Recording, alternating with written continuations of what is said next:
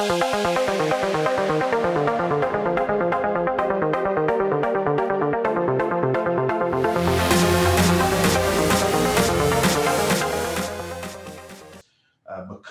we're doing,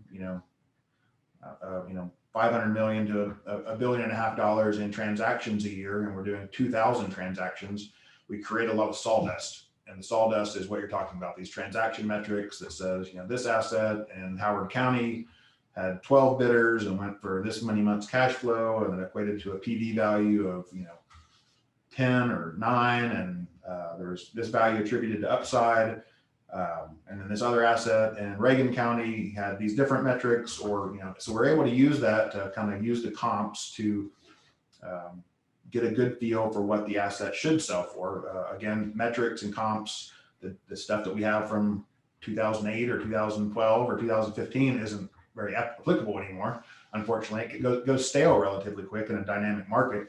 We're able to, our team is able to visit with the seller, the owner of the assets, about their assets, work up evaluation databases, engineering cash flow runs, quantify the upside. We're also able to say, here's a similar asset that sold a month ago, or here's 20 assets that sold in the past 18 months, and here's their kind of characteristics and where they fell in.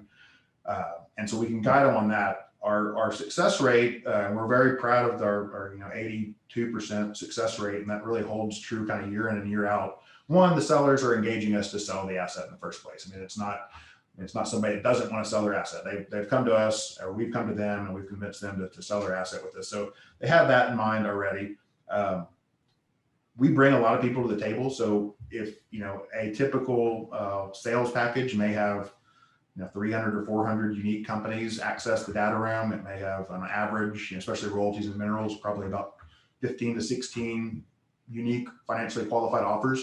So the 18% that we're not selling, I'm able to come back to the seller and say, here's all the people that bid on it, and here's Viper, and here's Kimball, and here's and they're just as an example, and not that they bid on packages all the time, but it kind of gives a data point, like these are the buyers that are aggressively bidding on your assets, and you want double what they did. So, maybe we're not on the same page here, but the assets are getting full market value and exposure, and the right people are looking at it and bidding on them. So, we're screening assets, what we bring to market in the first place. The sellers want to sell, assuming they get the price they need to. I would say, publicly traded companies, large privates, tend to be more reasonable on, they want to sell the asset, they want to get a good value for it. Sometimes individuals, mineral owners, I'm not selling unless I get this huge price. Kind of a different story. And we have to take that into account and do our best to get those deals to the finish line.